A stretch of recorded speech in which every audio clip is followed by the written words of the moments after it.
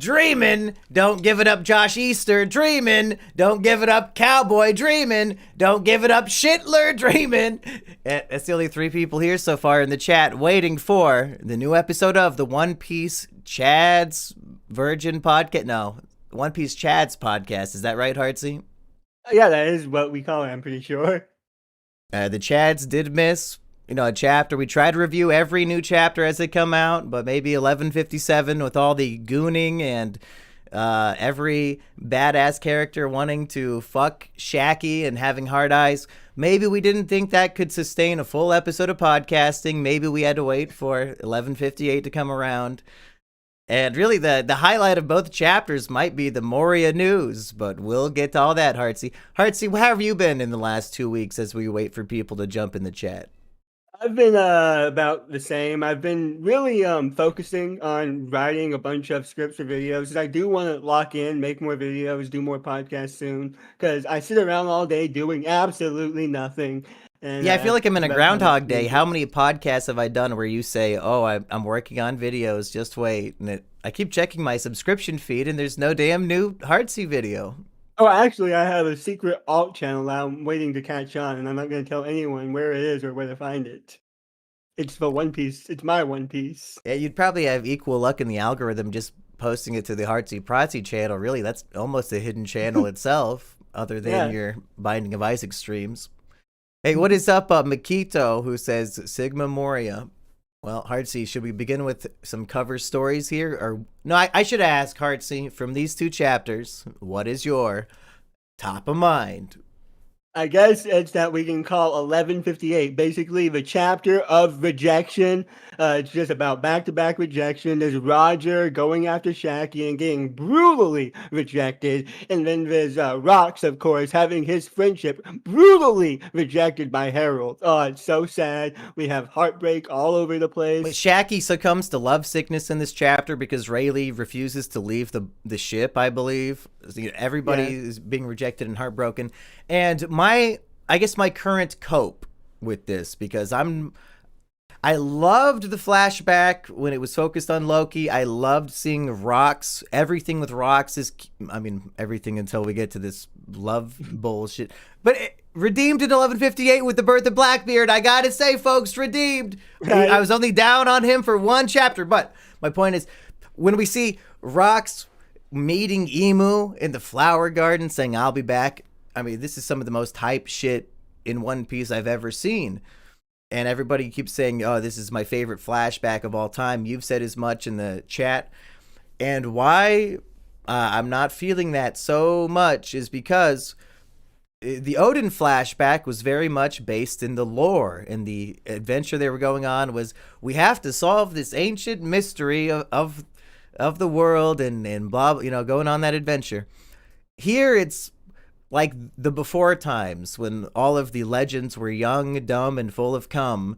They have no clue about like the darkness that succumbs the world, the dark history or the dark future that is encroaching. Like they're completely ignorant to it, and that's why they live in this blissful ignorance where, oh, we're super powerful, there's not too many pirates out and about, so we just kind of roam the seas doing whatever we want, mostly just trying to get laid with the Amazons. Like a bunch of pirates in this chapter say, I only became a pirate so that Shaggy and the Amazons would rape me. I've wasted my entire life.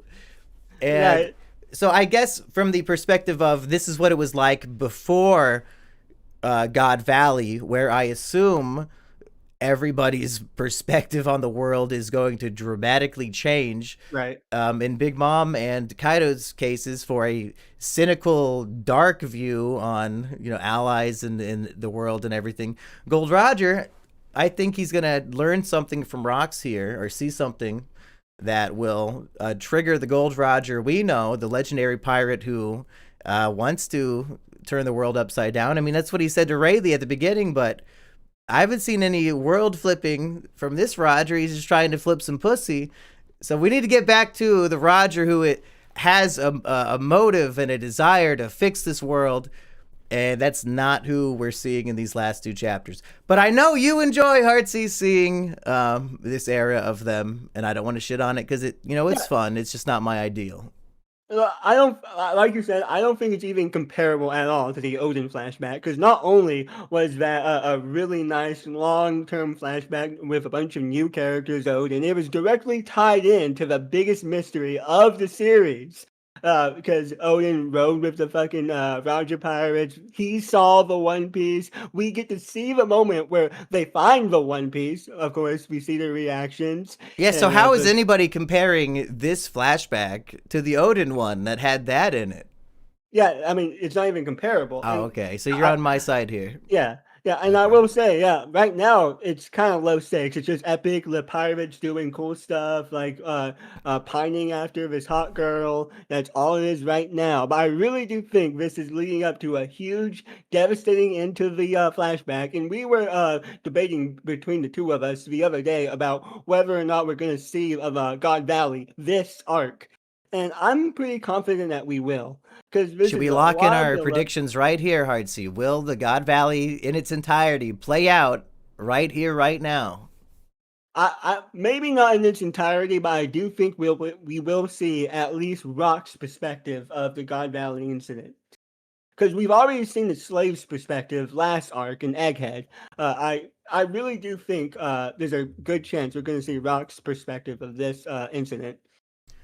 Speaking of the stakes, we were making some theories last episode about what the treasure of Hachinosu might be that everybody's going to God Valley to fight for. And we don't have 100% confirmation, but I mean, 1157 with the whole Shaki thing, and she starts the rip-off bar on Hachinosu. And Oda's text box narration says, "Oh, Shaki was the treasure of the island, and the thing about treasures is that they could easily be stolen away." Oh, Yeah, okay, very so ominous. it's probably Shaki. We're hoping that the stakes will elevate, but are the literal stakes of God Valley just everybody wanted this bitch that they were horny for? This bartender who promises them top shelf whiskey and then serves bottom shelf swill? That's what this was all for? Or are we going to be subverted and there's so much more at stake? I feel like it could be a trap for Rocks because there's nothing that they want more right now than to kill Rocks right now, the government. And Harold specifically is tasked with bringing it in to Rocks in order to gain approval by the world government. Like, kill Rocks so you and Elbaf can join our nation. I mean, our alliance. And they broke off their friendship in this chapter, and I don't think that's the end of it because it did say that this will be the last time they meet until a certain incident. What other incident could it be other than God Valley? And the God Valley we were told of is that Garp and uh, Roger teamed up to defeat Rocks. Is it really that Harold showed up and Harold betrays and kills Rocks here? Right. I mean, and at the end of the day, we gotta remember that this is Loki's flashback, right? Everything he's taught, everything we see is being narrated from Loki's perspective. And the reason why we're focusing on Rock so much is because he idolized Rock. He was a very important figure to Loki. Uh, so I feel like what would be a bigger importance to him than both his father and Loki being involved with this massive tragedy, this massive horrific event. Yeah, the context of all of this is Loki explaining to Hadrudin why he did or did not kill their father. And he's like, "Oh, you think I wanted to do it?" And then we go into all this, and then we see like a silhouette of all the guards stabbing Harold at one point. So if Harold is responsible for killing Loki's idol, Rocks, that could be a good motivator for Loki wanting to revenge and kill his father. But we've already seen his father impaled by like 10 dudes. Did Loki actually do anything at all? Did Harold get taken over by Emu's demonic power, either on Elbaf or even on God Valley to fight Harold, or to fight Rocks? There's so many possibilities here. I feel like a very plausible possibility is Harold saw something inconvenient that he shouldn't have seen at God Valley, and we know he's a strong moral character. We see him defending an innocent civilian who got shot by a celestial dragon last chapter. Like, if he sees injustice, he will fight it. So he saw something inconvenient in God Valley. The world government knew that he was a flight risk, so they decided to take him out. You posted a meme here that's talking shit about Kuma, but I think it applies to Harold as well. But basically, we got Dragon who says, "Stay with us and we'll find a cure for Bonnie." And Mhm. Kuma says, "Shut the fuck up, libtard. I'm fine on my own." Saturn says, "Betray all your ideals and help us create an army of indestructible human weapons to kill countless lives and destroy the world, and maybe we'll cure your daughter." And Kuma says, "Glory to the world government." Here we have Harold, the an unaffiliated island of citizens who have done nothing wrong. They even gave Elbaf aid in a time of need. They're not part of the world government, so I guess government goons are just gonna tie them up and shoot them in the face with a gun for fun. Like, it wasn't even explained. What the fuck is going on? It's just, yeah, we just tied them up. We're gonna shoot them in the face. You don't do anything about it. And you're right. Harold got pissed and attacked, and it was reported in the news. Oh, he betrayed the government. But then the very next panel, he's chatting with Homeboy Rocks down in Ida's bar, and he's saying, "Oh, you piece of shit, Rocks, you're not even allowed to step foot in my kingdom. You're scum. I'm going to join up with the world government." Like, the very last thing we saw of him was the world government is shooting an innocent woman in the face, but he's still dedicated to joining it. And he tries to explain, oh, it's just some bad apples in the bunch. They got some ne'er-do-wells, but overall, the Navy is good and does good for people. And I think Kuma might fall into the same, unfortunately, even as a revolutionary, Kuma falls into the same trap of the overwhelming power of the authoritarian government, where if they're offering you a hand, you should not trust it, but it's just so much more enticing than joining the forces against it. And Harold keeps telling Rocks, this is a losing battle. You stand absolutely no chance. And perhaps, historically, Harold is correct. Perhaps the reason why Gold Roger was too early finding the One Piece is because you need a very specific point in time with the Mermaid Princess and all that to actually have all the correct pieces in place to take down the world government. Otherwise, it's completely impossible. And Harold, of course, doesn't actually know that, but he's right for the wrong reasons. That even if him and Rocks did team up, it probably would not be enough to overthrow this government. So, yeah, tragic, but I don't want to relate it too much to reality TV, but I see this in Survivor and Big Brother a lot, where people will be in the big alliance and then they'll offer little handouts to people on the outside of it, and those idiots will fall for the bait and betray the other outsiders just for a chance with the big power. And then if they end up in 7th place instead of Right. in the top. I also think there's a lot of idealism involved because these are good people at their heart. Kuma, he's a fine stand-up man. Harold, he's very morally driven, and they can convince themselves that even though there's a lot of evil in this world government, a lot of bad apples, maybe if I join, I can be a force of good. I can be one of the good ones. They tell themselves this. In fact, Harold tells himself exactly that in 1157. That sure, there's a lot of rotten apples, there's a lot of bad ones, but I do believe that the government is a force of good, and I can be one of those good ones. That's what they convince themselves. Yeah, and I think Kobe might end up being proof that can work if Kobe ends up, admiral at the end of the story. Who could say? Right. Spoilers alert, folks! From when predictions are so good, you have to say a spoiler alert on them. Has anybody else joined us in the chat today? We got Mikudu Man, our biggest fan who never complains. We've got Makito, which I think we might have said hello to before. Cowtails is here. And Darcy Walker. What is up, my fellow pirates? Heartsy, where do we go from here? Should we finally talk about this Moria thing? Yeah, sure. So in Japanese, I guess Kozuki, spelled backwards, is gecko. So some Japanese people have been thinking about this for quite a long time. And I just want to read the direct text here. Because at 11:57 cover story, Yamato shows up to this shrine. And the text says, he fought against Kaido to protect his village, but perished without leaving a body behind. And then 11:58, we see the grave says, Kozuki Moria.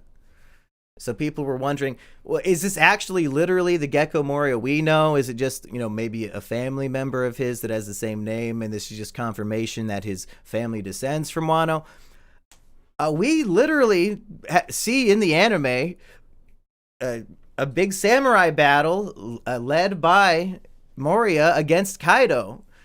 He loses his entire squad, and that's a big catalyst for who he becomes. Yeah, that's his whole thing in Thriller Bark is, my whole squad was wiped out because the monsters in the new world are too strong.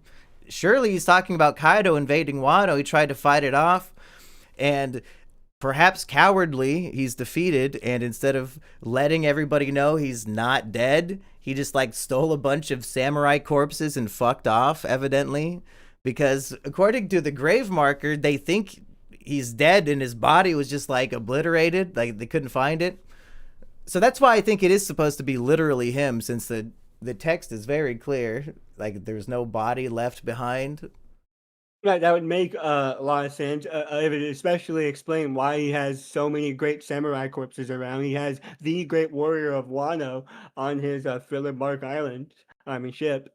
So yeah, I think it's pretty good. We had to go off of Japanese translators that give their word that Gecko reversed is Kozuki. Wait, fuck. Sorry. Kozuki, yeah, I'll trust Dawn and Kozuki. Dusk. If he says it, then it's basically the gospel truth to me. Right. Basically, the fan theory is Kaido defeated Gecko Moria's crew while Odin went off to dance. So does this make... I don't think they're brothers necessarily, maybe cousins. Oh, I don't know how family names in trees work. Something happened, Heartsy? I think my Discord audio just broke. I cannot hear you. Shit. Well, I can still hear you. Should I leave the call and come back in? Okay, 1 second, folks. We'll get this fixed.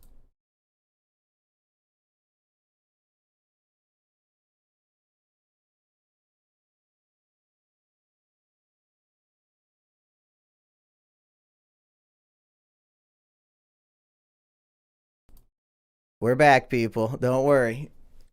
Artsy, let everybody know we're back. They're worried about you. Okay. Okay, good enough. I'm back. Okay, here's a question. So we end these chapters with the knowledge, homeboy, Shanks and Shamrock, I guess those are their birth names from their own mother. This wonderful woman with red hair, a very wise, intelligent woman, living on God Valley, shows off her brand new twins. They both have her red hair. For so long, all the fan art, people thought that Shanks's family in the Celestial Dragons would have his iconic red hair, and they were drawing Garling and all those characters with red hair. No, those are some blonde motherfuckers, I guess, and people didn't understand it, and they hated it. Well, now we understand, and now we can enjoy the perhaps a commoner. That iconic red hair on these gods of the world actually was inherited from a common woman who perhaps was brutally raped by Garling. See, this is what I'm trying to understand. Before, we've seen that that half-blood celestial dragons are not allowed up into the upper echelon. If they have to be pure blood, both parents are celestial dragons to be considered amongst the ranks. But we see that Shamrock is high enough ranking to be a holy knight. He's up there with the celestial dragons. We know and we know before that children of commoners are not allowed up there. So I wonder what's going on here, because I don't think Shanks's mom is a celestial dragon. I think she's a commoner. I think it's very common for the Celestials to take commoners and rape them, because when we see male version of Bonnie, looks like Shanks, which I think is because either Shamrock or Garling took what was Bonnie's mom's name, Benny or some Lily, some shit like that. I don't remember, but Bonnie is probably a half sibling or half cousin to Shanks. All said and done. And my theory right now if a year after this they have the tournament in God Valley, and baby Shanks, who's probably I guess 1 year old at that point, ends up in a treasure chest, and we have this theme repeating throughout Elbaf. Oh, a parent's greatest treasure is their child.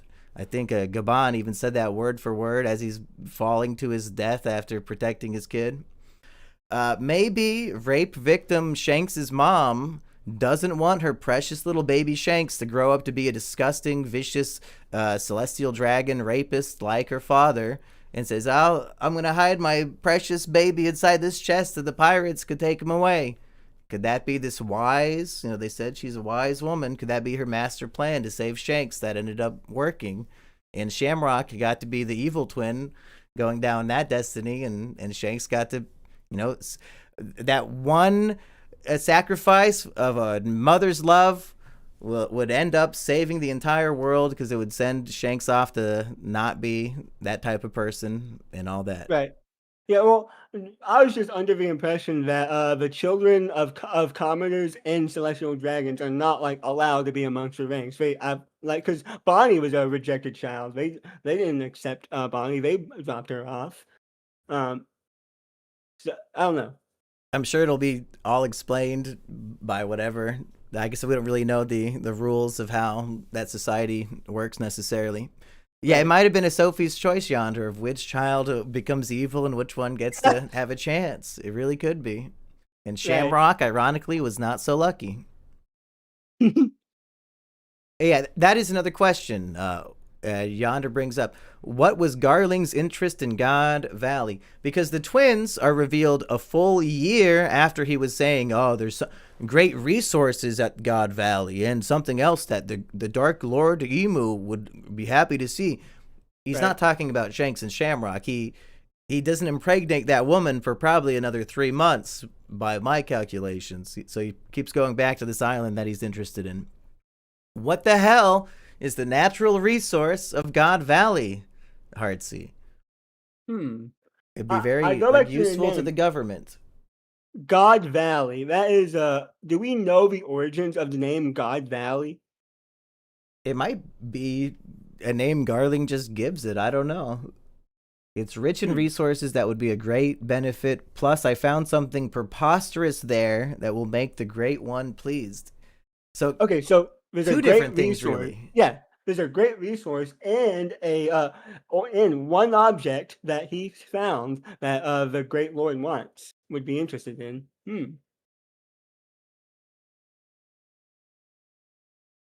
Would that be one of the devil fruits? Could a devil fruit growing tree be on this island? Oh, the devil fruit tree that people debate about whether it exists or not. Yeah, maybe. Because I would still like to think that some kick-ass cool fruits were among the prizes. I mean, we already know that 2 of them were, for sure. Right.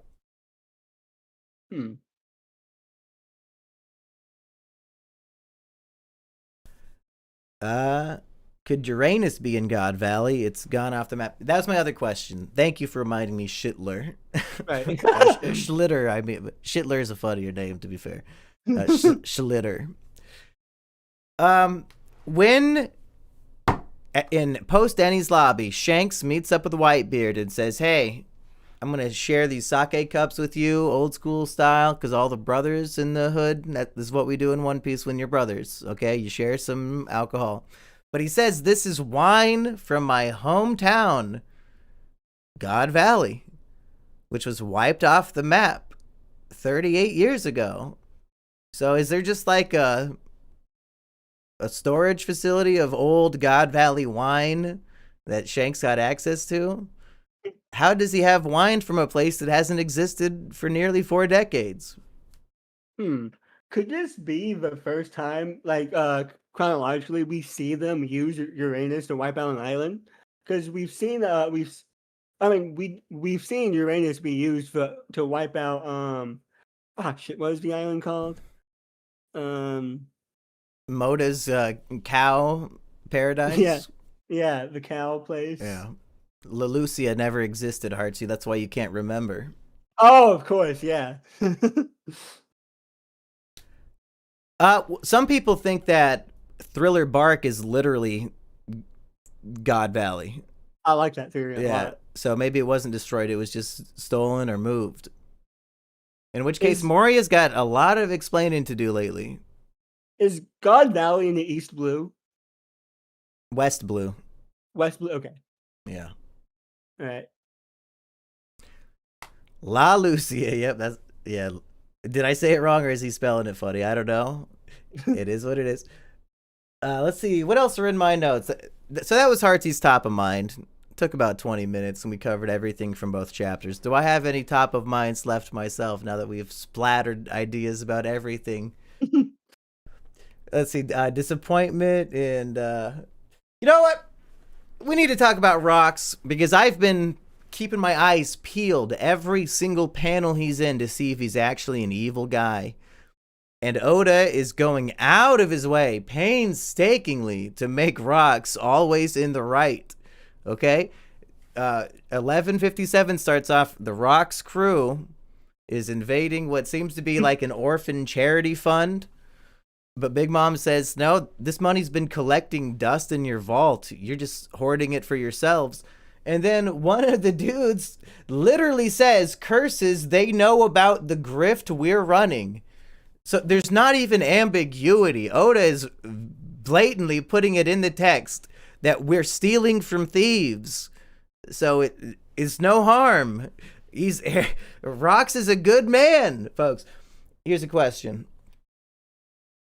As they're leaving this island and all they're betraying each other with wacky bombs and he's doing earthquakes, oh, it's so much fun.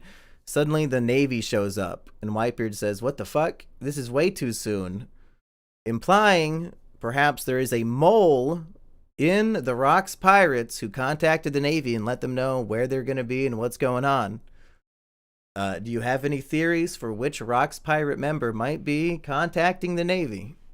Probably the slimy caribou-looking motherfucker, because he's just super ugly, and it's usually the ugliest characters are the most evil in this universe.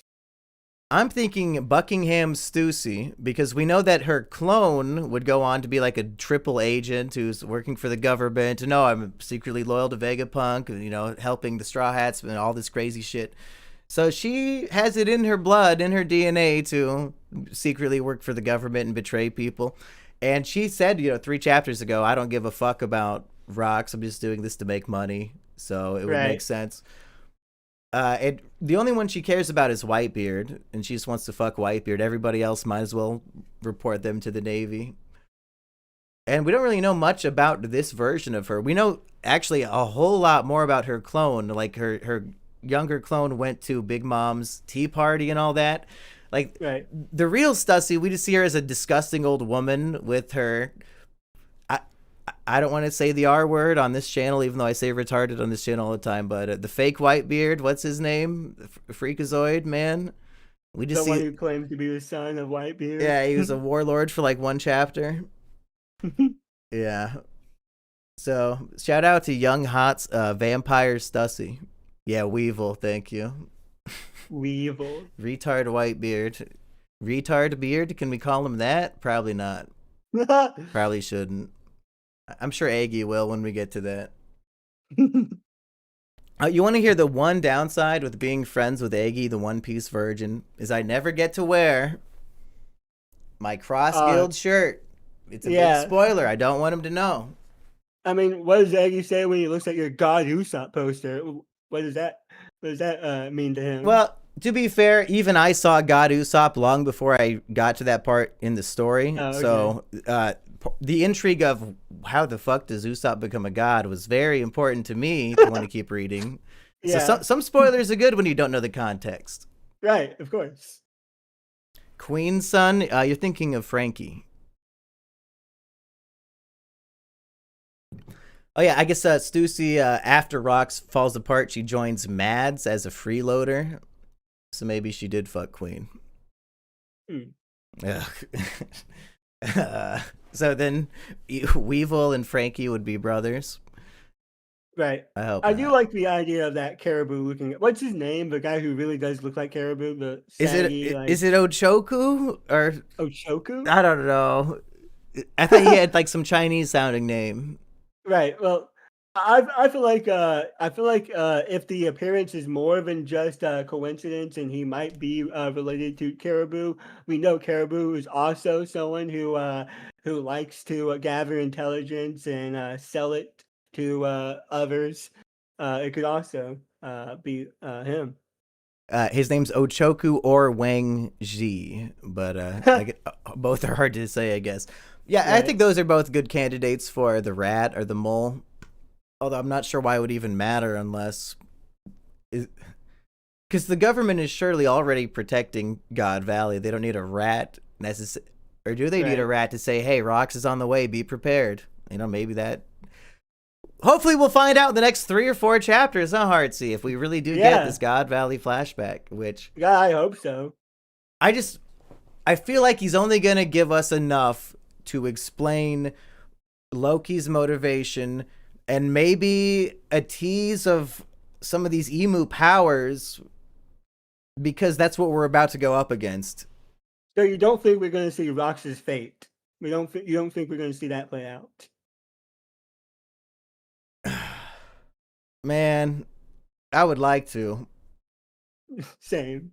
It would be very nice if we got to see the full tragedy of Rox because since Rox is being written as such a good guy who has literally never done anything wrong and just wants to take down the big bad guy of the world who's been in charge for 800 years, like that's his only goal is to replace Right. him. Seems like a Chad to me. Is he going to have like a horrible tragic fall like Odin did, getting tricked by some stupid dumb bullshit and then you know, are just betrayed by all of his own crew. I mean, is there any other event in One Piece history that was told in this many bits and pieces amongst this long of time? Because like the first time we even heard about God Valley was way years back, right? And the first bit of information we really learned is that Shanks was found at God Valley, and we found out about that during around the Wano time. So it's been a long time that's been stretched out over a long period of time. And I don't think anything else has really taken this long to be told. Yeah, I think it's been almost exactly 200 chapters since we learned about it. So, yeah, he's been sprinkling in info and flashbacks and different perspectives on it since then, which Right. is why I feel like why give us the cum shot now? Why not give us more foreplay? Give us, another perspective maybe, but Right. then save like the ultimate final flashback of it for The perhaps final war, maybe. yeah, maybe. I would But hate but that, maybe but maybe not. Maybe do it now in Elbath, and then the final war flashbacks can be the Void Century and Joy Boy and all that shit, and we could, get this out of the way. That'd be great. yeah, that'd be amazing. Yeah. That'd be hype as fuck. Eric Rodriguez, member for 8 months, says, "You think we get a Brooke Gunko flashback this arc? I think it's inevitable. Like we know In this arc, though, maybe I don't know. It's such a weird thing to tease that there's a connection between these two characters and then not talk about it again. I don't know, it's odd. Gunko was in the flower garden when Rox was there. Will she be at God Valley? Hmm. I think timeline wise it makes sense.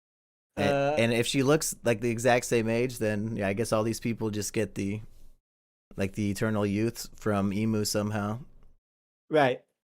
When we see a silhouette of the Gorosei in one of these 2 new chapters, Don Dusk pointed out that the silhouette on the far left does not look like any of the Gorosei we know and love, and that perhaps he was purged at some point and replaced with the youngest looking guy.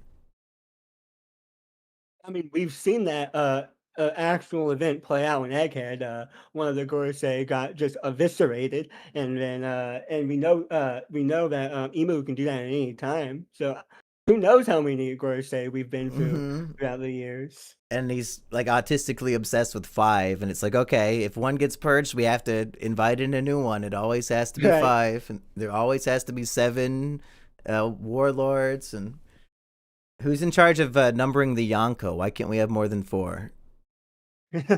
I guess if there was a fifth one, that'd be too much. I think most people could replace Buggy, but I guess he is Croc, and he has the people on his back. Right. Gunko flashback after she dies at end of arc.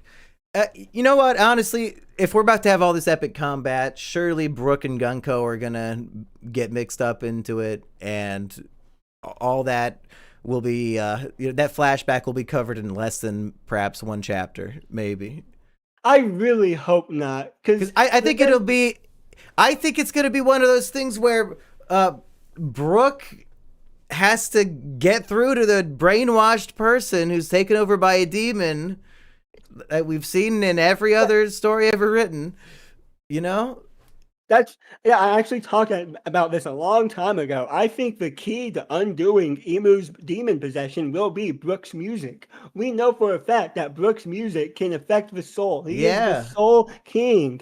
His music can actually manifest in reality and affect people's mind, body, and soul. I In think that that little his silhouette, music, was he like playing like a violin when she was a little yeah, girl? So yeah, if he just plays a song from her childhood and uses his special soul powers with it, maybe Emu loses control. yeah, I think that would be like a beautiful moment. It could link back to an emotional flashback. We don't know exactly what the relation between Brooke and Gonko is, but I'm gonna assume that when Brooke was serving as a king for a rural, I'm not king, a soldier for a rural army, Gonko was just a little girl that he happened to be friends with, happened to take a liking to, because I don't think there's any familial relationship there. Yeah, she might be the princess of the kingdom, and he's the royal guard slash babysitter that raised her. Yeah, I think it's gonna be something And then Emu emotional takes like over the that. kingdom, like, oh, you're not part of us. Well, I'm gonna take your fucking princess and make her my chambermaid, bitch. And she's gonna be Right. eternally youthful, and she's gonna clean my shit, and I'm gonna use her to shoot arrows at children. Yeah, and I'm really hoping there's a nice emotional story there. I'm prepared because Brooke is my favorite Straw Hat. Luffy is a close second, but Brooke is up there. Yep, I got my Brooke poster right above my monitor. I'm always staring at it. Uh, I'm excited to see what Oda has in plan for him and Gunko. And people are shitting on Usopp. I'm saying it right now. Usopp and Brook stocks will be up in Elbaf. Start buying now, folks, while you still have the I believe chance. it. It's I gonna believe it. we're gonna have a big bull run, or I don't know the expressions, but something big's gonna happen. So start At buying. least, at least Usopp has actually attempted to help out in the recent chapters, other than fucking Jinbei, who's just Usopp standing around. Usopp shot and disintegrated Gunko. I Yeah, refuse to let people forget that. He is the only one who actually attacked this bitch and did something. It's right. not his fault she could regenerate. What else is he supposed to do?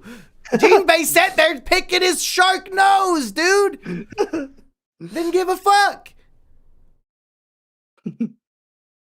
No, Anything else from these chapters that we're missing? Let's see. I need to read my notes for 1158. No, I think we might have covered it all. Got my theory about Shanks' mom putting him in the chest to save him from his fate. Mark that one down, folks. I'm going to be scoring big with that one. Yeah, we learn about the birth of Blackbeard and Shanks in the same chapter. Yeah, that parallel was not lost on me, Oda. Even though we just hear about it from the Blackbeard perspective. Anything else, Heartsy? I think it's interesting how persistent Rox is befriending Harold, because Harold, it's a very one-sided friendship. Harold's like, ah, you sick motherfucker, you criminal. I don't want to be friends with you. I don't want to associate with you. Although I keep inviting you over to my island to hang out and drink and talk I and mean, shit. does he? He says you're not allowed to step foot. Like, this bar is as far as I'll let you go today. True, true. But it's a very one-sided friendship. Harold does not really want to associate with Rox. And Rox takes a very big liking to Harold, and it really reminds me of Luffy. Because Luffy is another person who, when he finds someone he likes, he's very insistent on winning them over. We see it time and time again. Luffy meets someone who doesn't immediately like him, but he takes a liking to them, and he wins them over eventually because he's a good guy. And I feel like Rox has that same devotion that Luffy has to winning over friends, but he doesn't have the same qualities that makes people like Luffy, that makes people root for Luffy. I feel like it's really sad. It's a really sad inversion of who Luffy is and his ability to win people over. Yeah, Rox had to depend on Davy bag fights to actually get these people to follow him, whereas Luffy, he'll grind down Zoro and Nami and Sanji Right. and Frankie until they eventually agree. And we're getting a double play of the sound effect when people submit their thing, but that's fine. I'll fix that one day. Demented Duskull says so. Rox is Mumkey and Harold is Florian. Yeah, because Harold really only dislikes Rox because of his reputation. He keeps saying you're infamous. He's not basing it on any actions he's actually witnessed himself, because really what they do, they met while escaping slavery and Mary Joyce or whatever, and then just hanging out and partying. So Right. yeah, Harold is basing it completely on reputation. It's not fair. Actions speak louder than words, folks. You can't let the entire world choose who your friends are for you. Tragedy. So I'm not Team Harold so far. I'm 100% Team Rox. Right. And if Blackbeard is following in Rox's footsteps, I don't know why Blackbeard is so vicious and cruel and evil. I hope we get a good explanation. Like, maybe what happens to Rox is just so unfair and upsetting that Blackbeard has no choice but to get dark, demonic revenge on all involved. That has to be it, because when we started the Rock Flashback, I was fully prepared to see the evil pirate that he was made out to be, the evil, fucking, most vicious pirate alive, because that's what Blackbeard is right now. But it's just a complete opposite inverse. Rox is a stand-up guy. He's attempting to make friends. He's not evil by any means, other than just as evil as a pirate can be. I don't So know. is this the trick that Oda is going to pull? Is that we're going to love Rox so much and we're going to be personally upset by the betrayal that befalls him, to the point where suddenly we will all be Team Blackbeard and say, yes, this will needs to be fulfilled. I need Blackbeard to kill Emu for what happened to Yes. Rox. Yeah, and then we're going to be rooting for Blackbeard in the final war when he kills Shanks, which will eventually happen, of And then he course. We're kills gonna, Luffy and he becomes the king of the world, and it's a happy ending. Like yeah, all of Rock's, wouldn't that be great? All of Blackbeard's pirates and their 1v1s with the Straw Hats, they win and they kill the Straw Hats. It's like each fight gets its own volume and it ends with each one getting killed. that would be a pretty downer ending, I guess. Yeah, Unless you, it'd be great, because then yeah, it'd be great. Rox is avenged. 1,500 chapters leading up to Blackbeard winning. He's not even introduced to like chapter 230. That's Kino. Chat and Heartsy and anybody, your final thoughts as we wind this episode down. People are posting spoilers about the next chapter, Heartsy. Do we dare talk about them right now? It's very minor shit. Yeah, we can speculate about the next spoiler chapter. So I guess somebody said leakers are teasing Dragon in the next chapter. And I imagine that the flashback is continuing, so we'll see Dragon from 40 years ago. How old would he be? Jesus, he's like, how old is he actually? There's, Hmm. there's no way he's like 60 or 70 or anything. Like, Maybe we'll see Child Dragon, and Garp's like, yo, you gotta join the Marines, bucko. Let's go. right, He's 55. Okay, so he'll be a teen. right. Okay, so he's in the Marines at God Valley, and he sees some shit that makes him know, oh, no more Marines for me. It's time to I be. sets him down the path of revolutionary. But also O'Hara kind of set him down that too, right? But that was probably after.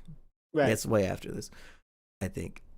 I'm bad at the timeline and math and numbers and thinking. I mean, O'Hara happened when Nico Robin was like 5 and she's 30 now, so. Okay. So yeah, God Valley, is everybody gonna be there? My God. Bogart incoming. He's gonna be at God Valley as well. I have a feeling we'll need to know more about Davy Jones before we can say Rox is a good guy. That's fair. If I Rox is a worshiper of Davy Jones and Davy Jones is a scumbag, that's one thing. But Rox himself, I've only seen positive actions from. He steals I from thieves. Here's what I believe. I always thought that Davy Jones and Joy Boy were the Blackbeard and Luffy of the Void Century. That's what I've always assumed. I've always assumed that Blackbeard is the evil side of the Will of D, Luffy is the good side of the Will of D, and I feel like the same thing could be reflected in not Blackbeard, Davy Jones and Joy Boy. I feel like that would be perfect. Because there's also the interpretation that Joy Boy and Davy Jones are the same person, and as rumors and legends tend to go, they have different interpretations based on cultures and different people. Yeah, and that's been major in Elbaf as well, as saying that there's multiple Nikas, and some think of him as a liberator, and others are fearful of him. Right. And there might even be, a second Nika fruit of like the dark evil Nika, and maybe even Loki ate it himself. So that would all play into the themes of the arc so far. Spartan says hi, boys, and I think we're saying bye, boys, because we've wrapped up another episode of the One Piece Chad's podcast. Heartsy, you want to plug any of these great video projects that are coming to light sooner than later? No, but not because they're not here yet. But one Can you day tease soon. what they're gonna be? All right. I'm gonna do a lore breakdown of the Binding of Isaac. That's halfway through being done. I'm really excited about Is that. Florian helping you with that? No, not at all. Bastard. Yeah. Well, I don't even know if he didn't do anything involving the story. He was a more program game design type of guy. Right. That was more Edmund's thing. But I'm also making a video called Top 10 Hottest Female One Piece Characters. It's Okay. gonna be a great one. That's Stay about it tuned, right now. folks. Yeah. All right. Thanks for tuning in, folks. If we spoiled you, I'm sorry. One Piece, people.